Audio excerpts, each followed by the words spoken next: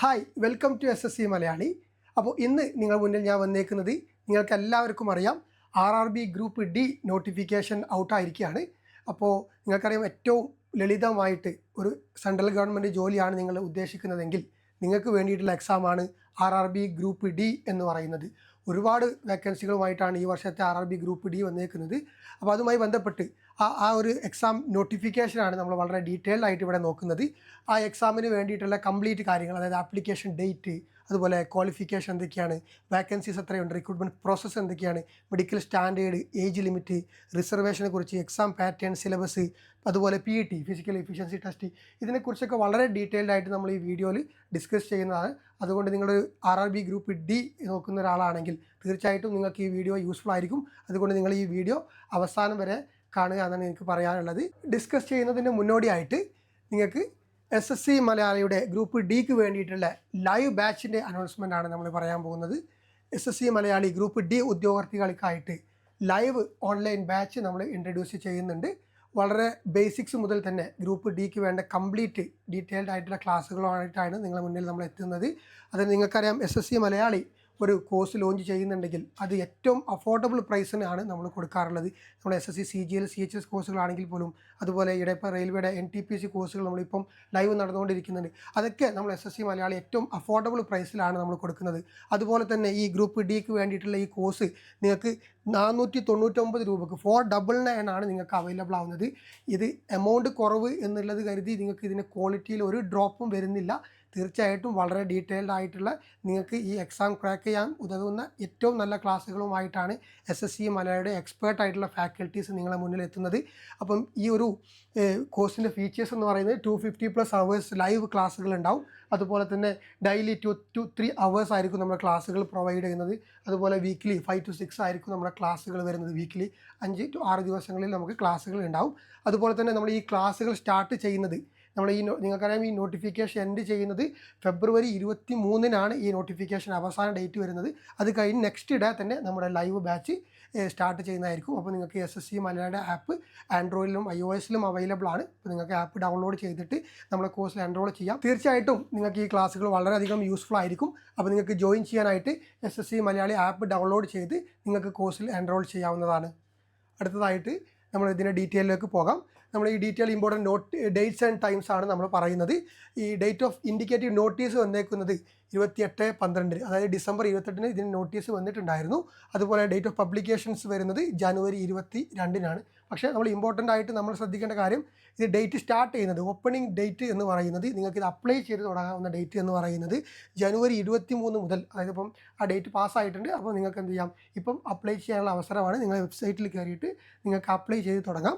അപ്പോൾ അതിന് പ്രത്യേകം ശ്രദ്ധിക്കേണ്ട കാര്യം, ക്ലോസിംഗ് ഡേറ്റ് ആൻഡ് ടൈം എന്ന് പറയുന്നത് നിങ്ങൾക്ക് ഫെബ്രുവരി 22 വരെയാണ് നിങ്ങൾക്ക് ഈ അവസാനമായിട്ട് ഈ എക്സാം നിങ്ങൾക്ക് അപ്ലൈ ചെയ്യാവുന്ന ഡേറ്റ് എന്ന് പറയുന്നത്. അപ്പോൾ നമ്മളിവിടെ ശ്രദ്ധിക്കേണ്ട കാര്യം, നിങ്ങൾ ഒരിക്കലും ഈ ഒരു ഡേറ്റിലേക്ക് നിങ്ങൾ വെയിറ്റ് ചെയ്യരുത്. കാരണം എല്ലാ വെബ്സൈറ്റുകളും നിങ്ങൾക്കറിയാം, അവസാനം ഒരുപാട് കുട്ടികൾ അപ്ലൈ ചെയ്യാൻ പെൻഡിങ് ഉണ്ടാവും. അവരെല്ലാം കൂടെ അവസാന സൈറ്റിൽ വന്ന് സൈറ്റ് ജാം ആവുന്ന ഒരു ഇഷ്യൂ ഉണ്ടാവാറുണ്ട്. അതുകൊണ്ട് നിങ്ങൾ ഈ ഡേറ്റ് തീരുന്നതിന് മുന്നേ, 22 മുന്നേ, നിങ്ങൾ മിനിമം ഒരു 1 വീക്കെങ്കിലും മുന്നേ നിങ്ങൾ ഈ ഒരു ഈ ഒരു നെറ്റിൽ അപ്ലൈ ചെയ്യേണ്ടിയിരിക്കുന്നു കേട്ടോ. നെക്സ്റ്റ് നമ്മൾ നോക്കാൻ പോകുന്നത് ഇമ്പോർട്ടൻറ്റ് ഡേറ്റ്സ് ആണ്. ഈ എക്സാമിൻ്റെ ഇമ്പോർട്ടൻറ്റ് ഡേറ്റുകളാണ് നമ്മൾ നോക്കുന്നത്. അതിൽ മെയിനായിട്ട് നമ്മൾ ശ്രദ്ധിക്കേണ്ടത് ഓപ്പണിംഗ് ഡേറ്റ്, അതായത് January 23 മുതൽ നമുക്ക് വെബ്സൈറ്റ് വഴി നമുക്ക് ഈ എക്സാമിന് അപ്ലൈ ചെയ്യാവുന്നതാണ്. 23 മുതൽ ഈ എക്സാം സ്റ്റാർട്ട് ചെയ്തിട്ടുണ്ട്, എക്സാം അപ്ലൈ ചെയ്യാൻ വേണ്ടിയിട്ട്. അപ്പോൾ നിങ്ങൾക്ക് ഇപ്പോൾ വെബ്സൈറ്റിൽ കയറി അപ്ലൈ ചെയ്യാവുന്നതാണ്. നമ്മൾ മെയിനായിട്ട് ശ്രദ്ധിക്കേണ്ടത് ക്ലോസിംഗ് ഡേറ്റ് ആൻഡ് ടൈമാണ്. നമ്മൾ ഈ എക്സാം അപ്ലൈ ചെയ്യാനുള്ള ഏറ്റവും അവസാന ഡേറ്റ് എന്ന് പറയുന്നത് February 22/2/2025 12 മണിയാണ് ഇവിടെ കാണിച്ചിരിക്കുന്നത്. അപ്പോൾ February 22-ന് മുന്നേ നിങ്ങൾ വെബ്സൈറ്റിൽ കയറി ഈ ഒരു എക്സാമിന് അപ്ലൈ ചെയ്തിരിക്കണം. നമ്മൾ പ്രത്യേകം ശ്രദ്ധിക്കേണ്ട കാര്യം എന്ന് വെച്ചാൽ, ഏതൊരു ഗവൺമെൻറ് എക്സാം അപ്ലൈ ചെയ്യുന്ന സമയത്തും ഈ അവസാന ഡേറ്റിൻ്റെ മുന്നേ തന്നെ നിങ്ങൾ ഇത് അപ്ലൈ ചെയ്യാൻ വേണ്ടി ശ്രദ്ധിക്കണം. കാരണം അവസാനത്തേക്ക് വെബ്സൈറ്റ് ഹാങ് ആവാറാണ് പൊതുവേ നമ്മൾ കാണാറ്. അപ്പോൾ അതിന് വേണ്ടി നിങ്ങൾ വെയിറ്റ് ചെയ്യരുത്. തീർച്ചയായിട്ടും ഈ ഒരു ഡേറ്റിന് മുന്നേ തന്നെ മിനിമം ഒരു 10 days മുന്നേ എങ്കിലും നിങ്ങൾ ഈ എക്സാമിന് അപ്ലൈ ചെയ്തിരിക്കണം. അതുപോലെ തന്നെ ഇതിൽ നിങ്ങൾ അപ്ലൈ ചെയ്തതിന് ശേഷം നിങ്ങൾക്ക് പേയ്മെൻറ്റ് ചെയ്യാൻ വേണ്ടിയിട്ട് വീണ്ടും അവർ 23 to 24 23-നും 24-നും നിങ്ങൾക്ക് പേയ്മെൻറ്റ് ചെയ്യാനുള്ളൊരു അവസരം കൂടെ ഉണ്ടാവും. പക്ഷേ നിങ്ങളിത് അപ്ലൈ ചെയ്യുന്ന സമയത്ത് തന്നെ നിങ്ങൾ ആ പ്രൊസീജിയർ എല്ലാം കംപ്ലീറ്റ് ആക്കുകയാണെങ്കിൽ നിങ്ങൾക്ക് അതായിരിക്കും ഏറ്റവും ബെറ്റർ ആയിട്ടുള്ള ഓപ്ഷൻ. അതുപോലെ നിങ്ങൾ വൺസ് നിങ്ങളിത് ആപ്ലിക്കേഷൻ നിങ്ങൾ അപ്ലൈ ചെയ്തു, അതിനുശേഷം എന്തെങ്കിലും കറക്ഷൻസ് ഉണ്ടെങ്കിൽ തീർച്ചയായിട്ടും നിങ്ങൾക്ക് അത് ചേഞ്ച് ചെയ്യാനുള്ള അവസരം RRB നിങ്ങൾക്ക് പ്രൊവൈഡ് ചെയ്യുന്നുണ്ട്. അത് 25/2/25 മുതൽ 6/3/2025, അതായത് ഫെബ്രുവരി 25 മുതൽ മാർച്ച് 6 വരെ നിങ്ങൾക്ക് അപ്ലൈ ചെയ്തതിൽ എന്തെങ്കിലും കറക്ഷൻസ് ഉണ്ടെങ്കിൽ നിങ്ങൾക്കത് കറക്റ്റ് ചെയ്യാവുന്നതാണ്.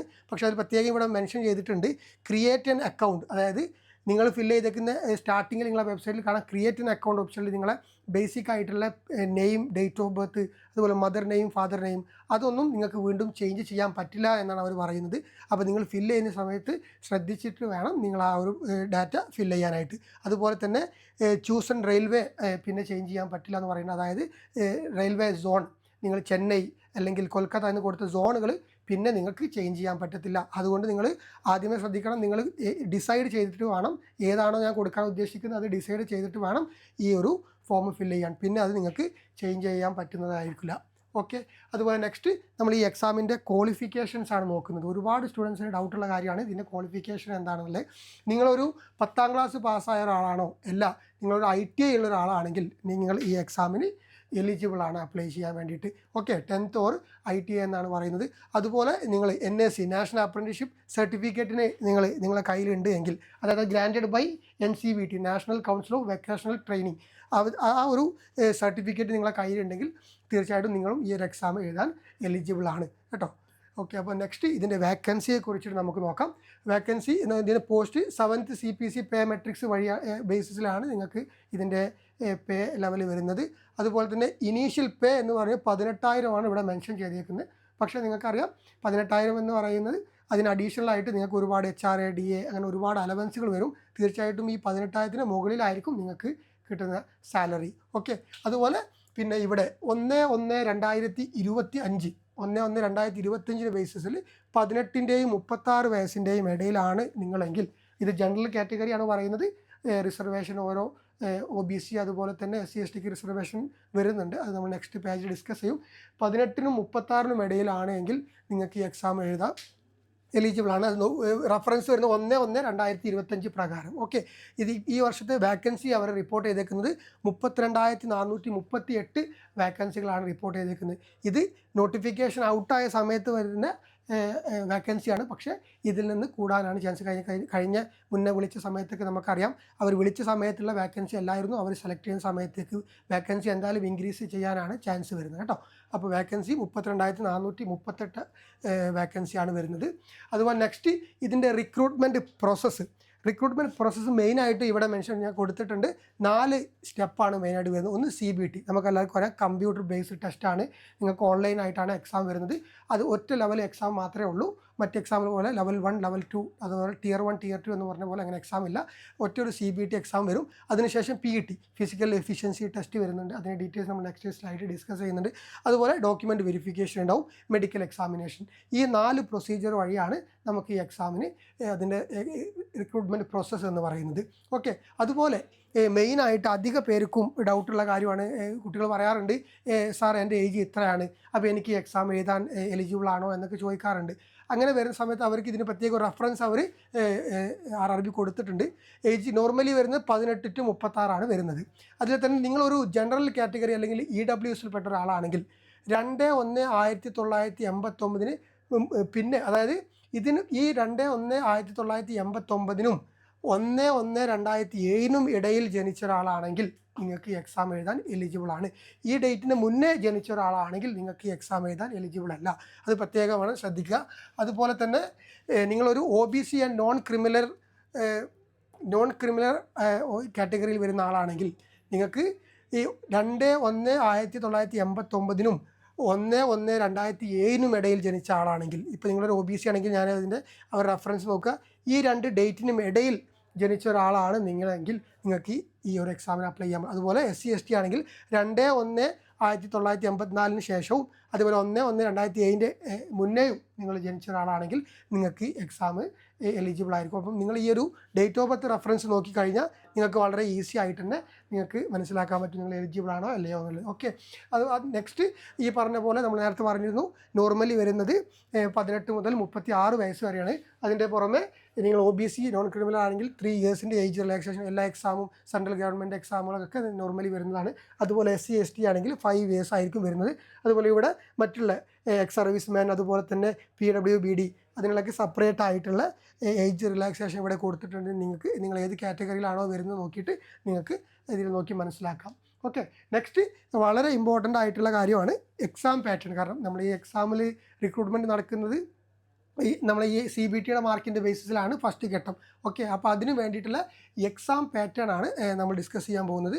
എക്സാം പാറ്റേണെ കുറിച്ച് പറയുമ്പോൾ നമുക്ക് 90 മിനിറ്റാണ് ഈ എക്സാമിന് ടൈം വരുന്നത്. 90 മിനിറ്റ് ആയിരിക്കും, അതായത് 1.5 മണിക്കൂറാണ് നമ്മളെ എക്സാം ടൈം എന്ന് പറയുന്നത്. അതുപോലെ total mark number of questions 100 questions ആണ്. ഓരോ ക്വസ്റ്റ്യനും ഈച്ച് ഓഫ് 1 മാർക്ക് പ്രത്യേകം അവർ പറഞ്ഞിട്ടുണ്ട്. ഓരോ ക്വസ്റ്റ്യനും 1 മാർക്കായിരിക്കും വരുന്നത്. ഓക്കെ, അതിൽ ജനറൽ സയൻസ് വിഭാഗത്തിൽ 25 ക്വസ്റ്റ്യനും അതുപോലെ മാത്തമാറ്റിക്സിൽ 25, അതുപോലെ ജനറൽ ഇൻ്റലിജൻസ് റീസണിങ് അതായത് അതിൽ 30 ക്വസ്റ്റ്യൻസും അതുപോലെ general awareness and current affairs 20 ക്വസ്റ്റ്യനും ടോട്ടൽ 100 ക്വസ്റ്റ്യൻസ് ആണ് വരുന്നത്. ഓരോ ക്വസ്റ്റ്യനും ഓരോ മാർക്ക് വീതമായിരിക്കും വരുന്നത്. ഓക്കെ, അതിൽ തന്നെ ഇത് നെഗറ്റീവ് ഉണ്ട്. There will be A negative marking of 1/3, അതായത് 1/3 മാർക്ക് നെഗറ്റീവ് ഉണ്ട്. അപ്പം നിങ്ങൾ നെഗറ്റീവ് മാർക്ക് വരുന്നുണ്ട്. അപ്പോൾ നിങ്ങൾ എക്സാം അറ്റൻഡ് ചെയ്യുമ്പോൾ ശ്രദ്ധിക്കേണ്ടതാണ്. കാരണം ഓരോ ക്വസ്റ്റ്യനും റോങ് ആയി കഴിഞ്ഞാൽ അതിന് 1/3 നെഗറ്റീവ് മാർക്കിംഗ് ഉണ്ട്. അപ്പോൾ നിങ്ങൾ ശ്രദ്ധിക്കേണ്ട കാര്യം വെച്ചാൽ വളരെ ഈസി ആയിട്ടുള്ള ക്വസ്റ്റ്യനാണ്. കുറച്ച് നിങ്ങൾ നല്ല രീതിയിൽ പ്രിപ്പയർ ചെയ്യുകയാണെങ്കിൽ നിങ്ങൾക്ക് ഈസി ആയിട്ട് ക്രാക്ക് ചെയ്യാൻ പറ്റുന്ന എക്സാം തന്നെയാണ് ഗ്രൂപ്പ് ഡി. അതുകൊണ്ട് നിങ്ങൾ കൃത്യമായിട്ട് സിസ്റ്റമാറ്റിക് ആയിട്ട് പഠിക്കാൻ തയ്യാറാണെങ്കിൽ തീർച്ചയായിട്ടും നിങ്ങൾക്ക് ഈ എക്സാം ക്രാക്ക് ചെയ്യാവുന്നതാണ്. ഇതിൽ മെയിനായിട്ട് ഈ ജനറൽ സയൻസും അതുപോലെ ജനറൽ അവയർനെസ്സും രണ്ടും സെപ്പറേറ്റ് ആയിട്ട് തന്നെ അവർ മെൻഷൻ ചെയ്തിട്ടുണ്ട്. ഓക്കെ, അപ്പോൾ ഇത്രയാണ് എക്സാം പാറ്റേണിൻ്റെ കാര്യങ്ങൾ വരുന്നത്. നെക്സ്റ്റ് നമ്മൾ നോക്കുന്നത് അതിൻ്റെ സിലബസുകളാണ്. സിലബസ് എല്ലാ കോമൺ ആയിട്ടുള്ള എക്സാമിനെ പോലെ തന്നെ സിലബസുകൾ ഇവിടെ കാണിച്ചിട്ട് നിങ്ങൾക്കറിയാം. ഇവിടെ ഇംഗ്ലീഷ് വരുന്നില്ല, ബാക്കിയെല്ലാം നോർമലായിട്ടുള്ള സിലബസുകൾ ഞാനിവിടെ കൊടുത്തിട്ടുണ്ട്. നിങ്ങളൊന്ന് പോസ് ചെയ്തിട്ട് നോക്കാമല്ല. ഇതിന് താഴെ ഞാൻ ഇതിൻ്റെ ഡീറ്റെയിൽഡ് ആയിട്ടുള്ള PDF ഞാൻ ലിങ്ക് കൊടുക്കാം. നിങ്ങൾക്ക് അതിന് അവൈലബിൾ ഡീറ്റെയിൽസ് ആയിട്ട് ഇവിടെ കൊടുത്തിട്ടുണ്ട്. നിങ്ങളൊന്ന് ചെക്ക് ചെയ്ത് നോക്കിയാൽ മതി കേട്ടോ.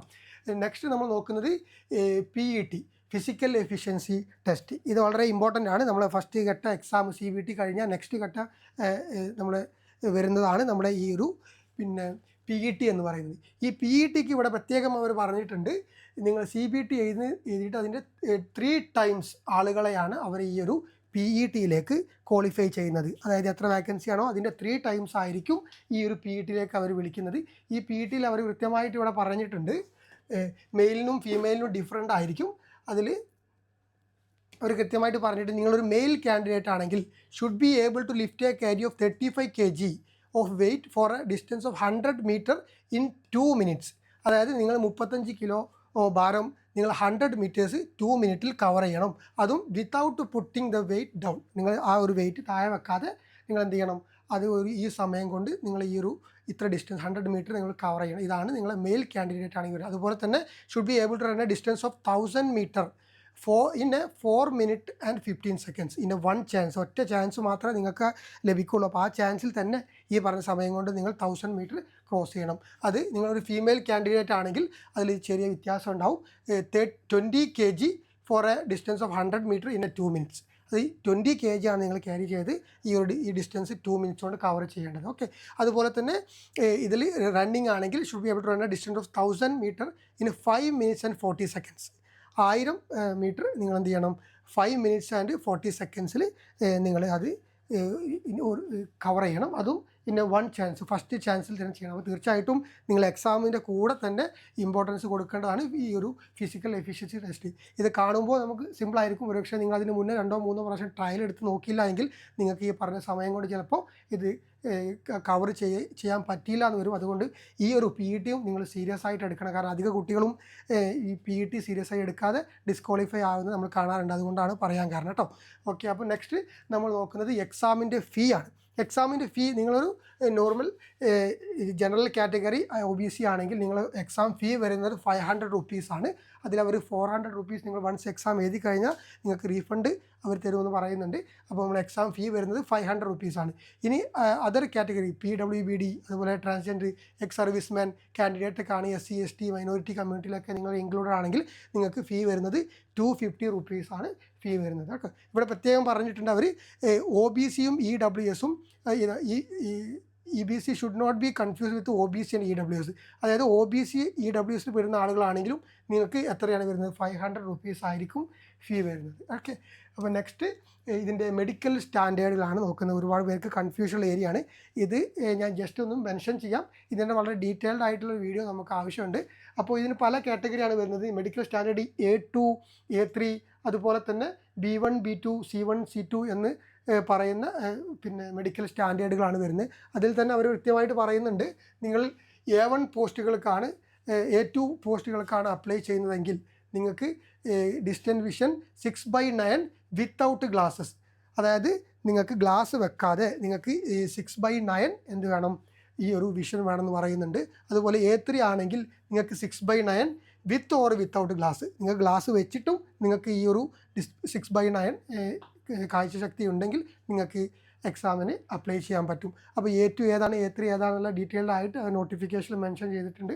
അപ്പോൾ നിങ്ങളത് ചെക്ക് ചെയ്ത് കഴിഞ്ഞാൽ മനസ്സിലാവും. അതുപോലെ തന്നെ പവർ ഓഫ് ലെൻസസ് പറയുന്നുണ്ട്. Power of lenses not to exceed 2 ഡയോപ്റ്ററിനെ കൂടാൻ പാടില്ല എന്ന് പറയുന്നുണ്ട്. അപ്പം ഇതിനെക്കുറിച്ച് നമ്മൾ എന്തായാലും വളരെ ഡീറ്റെയിൽഡ് ആയിട്ടൊരു വീഡിയോ ചെയ്യുന്നതായിരിക്കും. അതിൽ നമ്മൾ കൃത്യമായിട്ട് നമുക്ക് പറയാം. അപ്പം ജസ്റ്റ് നിങ്ങളൊരു റെഫറൻസിന് വേണ്ടിയിട്ട് മെഡിക്കൽ സ്റ്റാൻഡേർഡ് കൊടുത്തിട്ടുണ്ട്. B1, B2, C1, C2 കാര്യങ്ങളൊക്കെ ഇവിടെ കൃത്യമായിട്ട് പറയുന്നുണ്ട്. അതുപോലെ തന്നെ ഇവിടെ വേറെ പറയുന്നത് വെച്ചാൽ ചാപ്റ്റർ 5 പ്രകാരമുള്ള മെഡിക്കൽ മാനുവലിനെ നോക്കിയിട്ടാണ് അവരിതെല്ലാം ഡിസൈഡ് ചെയ്യുന്നത്. ഇതിൻ്റെ റെഫറൻസ് എന്ന് പറയുന്നത് റെയിൽവേയുടെ Indian railway medical manual volume 1 base ചെയ്തിട്ടാണ് ചാപ്റ്റർ 5. അത് വെച്ചിട്ടാണ് നമ്മളിതെല്ലാം നിങ്ങളുടെ റെഫറൻസ് ഇതാണ് നോക്കേണ്ടത്. അതുപോലെ ഇവിടെ പ്രത്യേകം പറയുന്നത് candidate who have undergone LASIK surgery or any other surgery procedure to carry out refractory error are not eligible for the post of having medical standard of A2, A3. നിങ്ങൾ ലാസ്റ്റിക് സർജറി ചെയ്ത ആളാണെങ്കിൽ നിങ്ങൾ ഈ A2, A3 പോസ്റ്റുകൾക്ക് നിങ്ങൾക്ക് apply ചെയ്യാൻ പറ്റത്തില്ല. ബാക്കി ഡീറ്റെയിൽസുകളൊക്കെ നമ്മൾ ഡീറ്റെയിൽ ആയിട്ട് വീഡിയോ ചെയ്യുന്നതായിരിക്കും. അതുപോലെ തന്നെ ലാസ്റ്റ് നമ്മൾ സ്ലൈഡ് ലാസ്റ്റാണ് നമ്മൾ ഈ എക്സാം ഗ്രൂപ്പ് D എക്സാം വിളിച്ചേക്കുന്നത് ടോട്ടൽ 14ഓളം പോസ്റ്റുകൾക്ക് വേണ്ടിയിട്ട് ഡിഫറെൻറ്റ് 4-5 കാറ്റഗറികളിലാണ് ഈ എക്സാം വിളിച്ചെടുക്കുന്നത്.